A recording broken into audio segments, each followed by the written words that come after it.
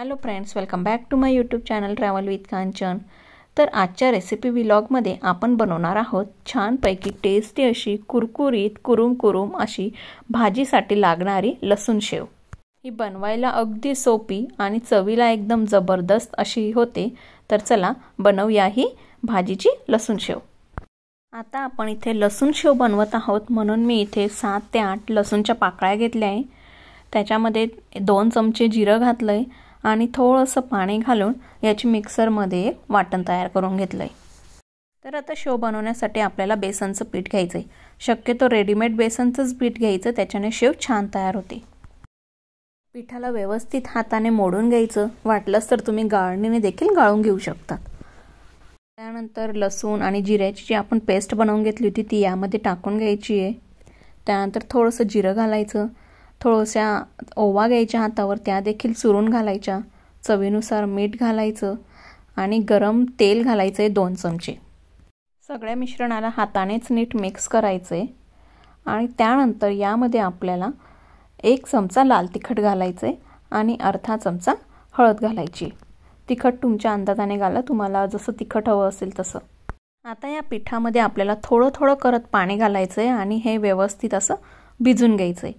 या पद्धतीने या पिठाला आपल्याला भिजायचे, जास्त पातळही नाही आणि जास्त कडकही नाही। शेव बनवण्यासाठी मी इथे हा साचा घेतला आहे, जो कुरडईचा साचा असतो तोच साचा वापरायचा आहे। त्याच्यामध्ये असते फिरकी, तर जी कुरडईला वापरतो तीच मोस्टली आपण शेवसाठी वापरतो, बट तुमच्यावर आहे, तुम्हाला जाड शेव हवी की बारीक शेव त्यानुसार तुम्ही ती जाळी वापरा।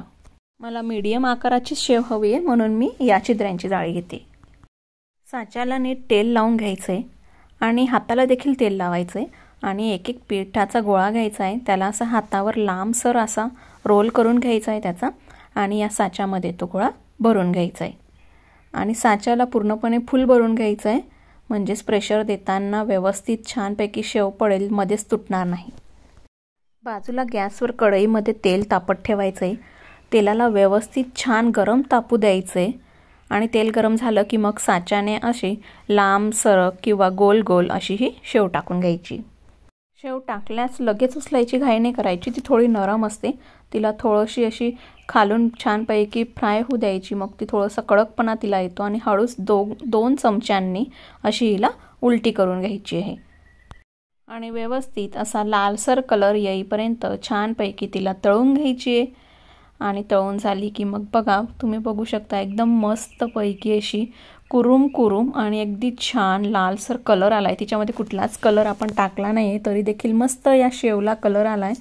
तर रेडीमेड पिठाची खूप छानपैकी अशी टेस्टी अशी शेव बनवून तयार होते।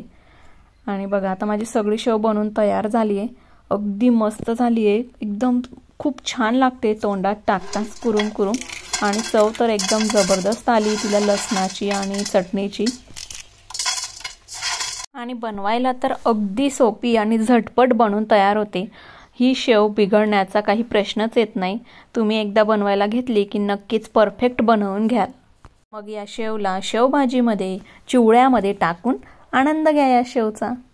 रेसिपी आवडल्यास लवकर बनवून बघा, व्हिडिओला लाईक करा आणि चॅनलवर नवीन असाल तर सबस्क्राईब करायला विसरू नका आणि अशाच व्हिडिओचा आनंद घ्या। Bye bye.